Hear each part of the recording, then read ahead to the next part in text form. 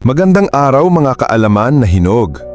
Ang topic natin ngayon ay request mula sa isang viewer at ito yung tanong na medyo nakakatakot pakinggan. Dok, totoo po ba na may mga gulay na delikado sa katawan? Heto na, ang salitang delikado ay seryoso. Aalamin natin ang 10 gulay na may mga natural na sangkap na maaaring maging masama sa ating kalusugan kung hindi natin alam ang tamang paghahanda. Pang-una sa ating listahan, ang kamoting kahoy o cassava. Paborito natin gawing pitsi-pitsi, nilupak o simpleng nilaga. Pero ito po ay number 1 sa listahan ng mga gulay na kailangan ng iba yung pag-iingat sa paghahanda. Ang hilaw na kamoting kahoy ay may cyanogenic glycosides na kapag nakain ay nagiging cyanide sa loob ng katawan. Yan po ay isang potenteng lason. Ang payo ko, huwag na huwag po kakain ng hilaw na kamoting kahoy. Ang tamang proseso na ginagawa pa ng ating mga ninuno. Una, balatan ito ng maigi dahil mas mataas ang lason sa balat. Pangalawa, hiwain sa mas maliliit na piraso at ibabad ng ilang oras sa tubig. Palitan ng tubig paminsan-minsan. Pangatlo, lutuin ito ng mabuti at matagal. Pakuluan o steam hanggang ito ay sobrang lambot na. Sa ganitong paraan, ang cyanide ay sumasama sa hangin at nawawala. Pangalawa sa ating listahan, ang mapait na upo o kalabasa. Ang upo at kalabasa, kilala natin na malambot, matubig at gentle sa tiyan. Ngunit, napansin nyo ba? Minsan may nabibili tayong piraso ng mapait. Ang payo ko, kapag ang upo o kalabasa ay mapait, itapon na po ninyo. Huwag manghinayang. Ang pait na yan ay galing sa isang toxic compound na tinatawag na cucurbitacin.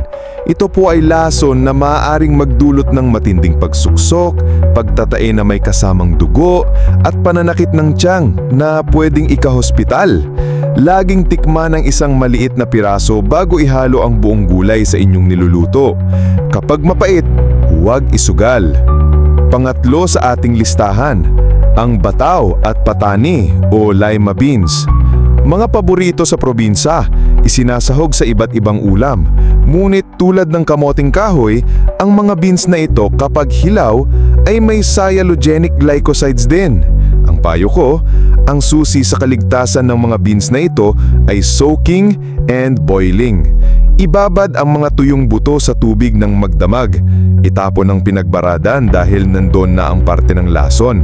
At pagkatapos ay pakuluan ito sa bagong tubig sa kumukulong init nang hindi bababa sa 30 minutes hanggang 1 oras. Huwag itong iluluto sa slow cooker nang hindi muna pinapakuluan dahil ang mababang temperatura ay hindi sapat para sirain ng lason. Baka naman po, bilang maliit na tulong nyo rin po, kahit like lang po dito sa video at subscribe, okay na po. Maraming salamat po. Pang-apat sa ating listahan, ang labong o bamboo shoots. Isa na namang masarap na sahog, pero ang sariwang labong, direkta mula sa puno, ay meron ding cyanide. Ang payo o, kung kayo mismo ang kukuha at maghahanda, ang proseso ay kritikal. Hiwain ito ng maninipis. At dapat itong pakuluan sa kumukulong tubig nang hindi bababa sa 20 to 30 minutes. Itapon ang unang pinagpakuluan dahil sumama na doon ang cyanide. At pagkatapos ay pwede na itong igisa o isahog. Yung mga dilatang labong na nabibili sa grocery, ligtas na yon dahil dumaan na sila sa tamang proseso. Panglima sa ating listahan, ang kangkong na galing sa esteros o maruming tubig. Ang kangkong ay parang vacuum cleaner ng kanyang kapaligiran. Ang payo ko, kung ang kangkong ay tumubo sa isang maruming esteros, kanal o ilog na malapit sa pabrika, sinisip-sip nito ang mga heavy metals tulad ng lead at mercury. Bukod pa dyan, maaari ring makapitan nito ng mga itlog ng bulate o flukes at iba pang parasito na maaaring magdulot ng malalang sakit sa tiyan at atay. Ang payo, bumili namang ng kangkong mula sa mga siguradong sakahan, hindi sa mga naglalako na hindi alam ang pinagkunan. At hugasan itong mabuti-buti gamit ang umaagos na tubig, bawat tangkay at dahon. Pang-anim sa ating listahan, ang alugbati, kung sobra-sobra at may sakit sa bato. Masustansya at mura, ngunit ang alugbati ay napakataas sa oxalates tulad ng spinach at gabi. Ang payo ko, para sa inyo na may history na ng kidney stones o may CKD, ang madalas na pagkain ng alugbati ay parang pag-iipon ng buhangin at maliliit na kristal sa inyong kidneys. Kainin ito ng may moderasyon at i-partner sa pagkain na mataas sa calcium tulad ng keso o gatas, dahil ang oxalate ay kakapit sa calcium sa tiyan at ilalabas imbis na maabsorb at pumunta sa kidneys. Pangpito sa ating listahan, ang hilaw na toge o bean sprouts. Paborito nating sa lumpiang sariwa, ngunit ang mainit at basang kondisyon kung saan pinapatubo ang toge ay perpekto rin sa pagdami ng mga delikadong bakterya tulad ng E. coli at Salmonella. Napakarami na pong outbreak sa buong mundo na sanhi ng hilaw na toge. Ang payo, para sa mga senior na mahina na ang immune system, ang food poisoning ay hindi biro. Mas ligtas na huwag kainin ang toge ng hilaw.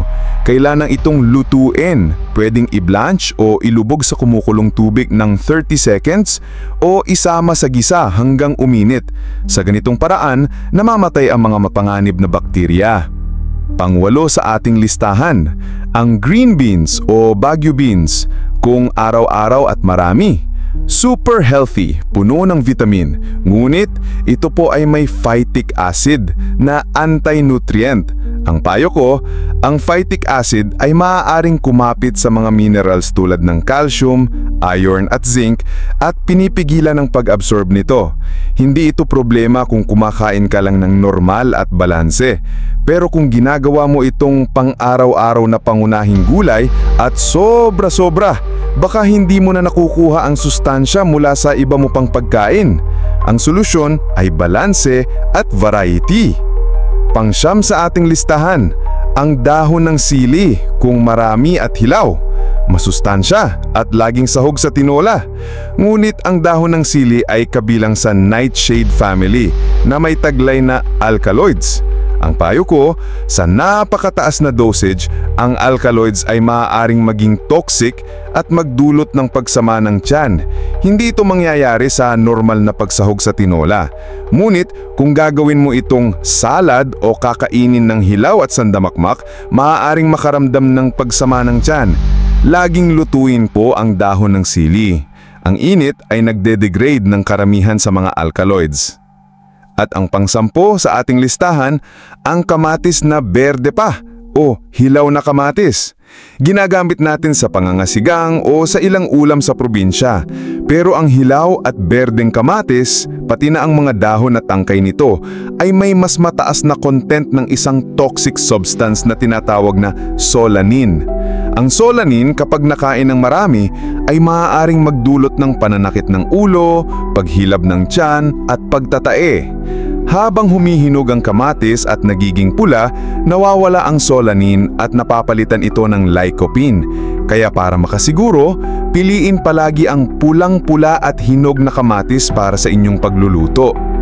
Mga lolo at lola, ang aral dito ay simple. Ang kaalaman sa tamang paghahanda ay kasing halaga ng sustansyang taglay ng gulay. Huwag nating kalimutan ang karunungan ng ating mga ninuno sa pagluluto. Maraming salamat to at God bless!